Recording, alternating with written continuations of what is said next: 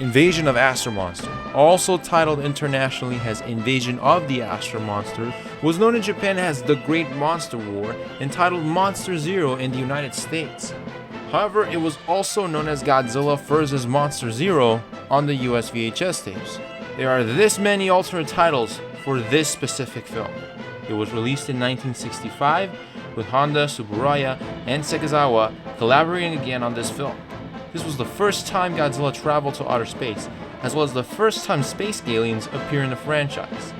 With the announcement of Godzilla and Kong Supernova, it's possible that they too could be sent to outer space, but as of now, the fandom waits for further news.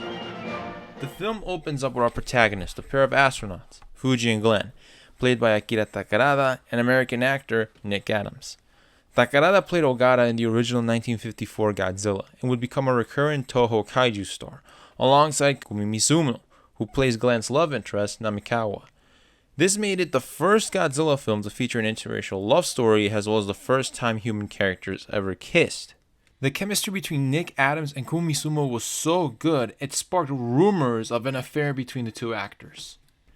The astronauts are on an investigation mission to the newly discovered Planet X, located behind Jupiter. Upon landing, they find out about the inhabitants of Planet X, the so-called Zillions. Their leader, the controller of Planet X, explains that their kind was continuously attacked by a monster dubbed Monster Zero, who, by the way, is King Ghidorah. His attacks have driven the Xiliens underground. Therefore, the controller requests Earth's help by letting them borrow Godzilla and Rodan to defeat Ghidorah once more, all in exchange for the cure for cancer. Mothra was originally supposed to appear in this film, but was scrapped due to budget constraints. There's a subplot involving Fuji's sister and her inventor boyfriend Tetsuo, who's trying to sell his inventions to Namikawa's toy company, who appears to have some mysterious connection with the alien visitors. In contrast with the entire cast, Nick Adams spoke in English throughout the film. Planet X is very short of water. 引っかかるな。一応疑ってみる必要もあるんじゃないか。私は地球人にはなれない。 No listen! This was the first time in a Japanese Godzilla film that featured an actor interacting and communicating in English with the rest of its Japanese cast. The second time this would happen wouldn't be until 2004. The Japanese government agrees to land Godzilla and Rodan to the Xiliens, so they transport them off in their flying saucers straight to Planet X.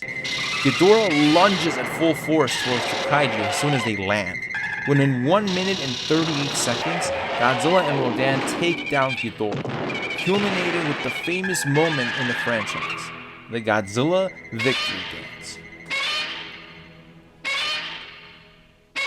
The Godzilla Victory Dance was inspired by a recurring gag from the Osomatsu-kun manga series called the Shie Dance. It became a cultural phenomenon in Japan throughout the 60s.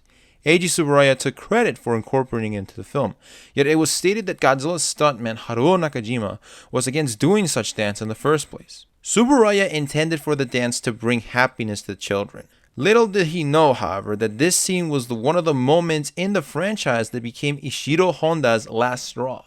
According to his son's account, Honda began to hate the route that the franchise was heading towards after Ghidorah the three-headed monster. To him, Godzilla sort of remained as a destructive nuclear metaphor, the way he established it in 1954. And now, according to him, it was being diluted into a child-friendly hero. After the battle, however, it's revealed that the Xiliens were lying from the beginning. Glenn and Fuji held their suspicions from the start, and it was true.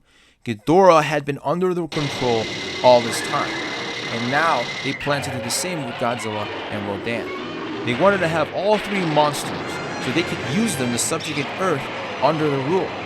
This was the first Godzilla film to use stock footage, by the way, given that the rampages that Godzilla, Rodan, and Ghidorah caused throughout the film are actually from previous Toho films, such as Mothra, Rodan, and the Mysterians. It is also revealed that Namikawa is an alien sent to spy on Earth, causing tension between her and Glenn's relationship. When she tries to defend him, her superiors disintegrate her, right in front of his eyes. After being informed by the Xiliens that they are using magnetic waves to control the monsters, Fuji and a team of scientists try to interfere with those waves.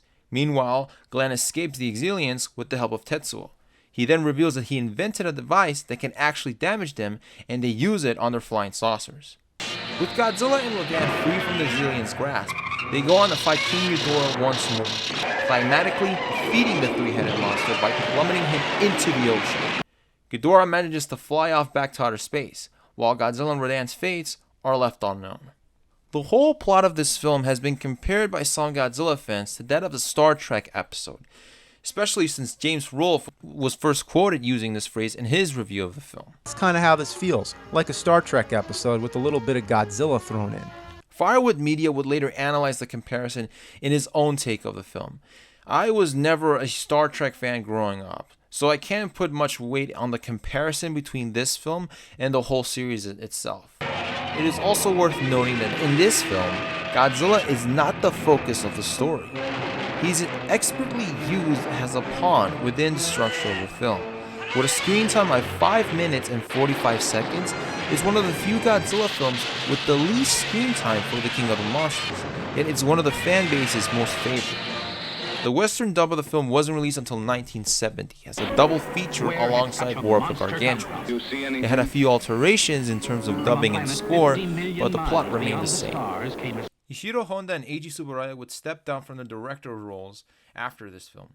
They were taking a break, essentially, working on other projects and becoming a little bit less involved in the franchise after this film. Overall, Invasion of Astro Monster is an entertaining watch. With its cinematography capturing the eerie sci-fi ambience of the space film, as well as Nick Adams and Akira Takarada's performance, it is a great addition to the franchise. It holds a 4 out of 5 for me. But it's also worth mentioning that after this film, the franchise was put in a questionable spot. Stay tuned for the next episode, as Godzilla travels from outer space to the Pacific Ocean. And just to close off,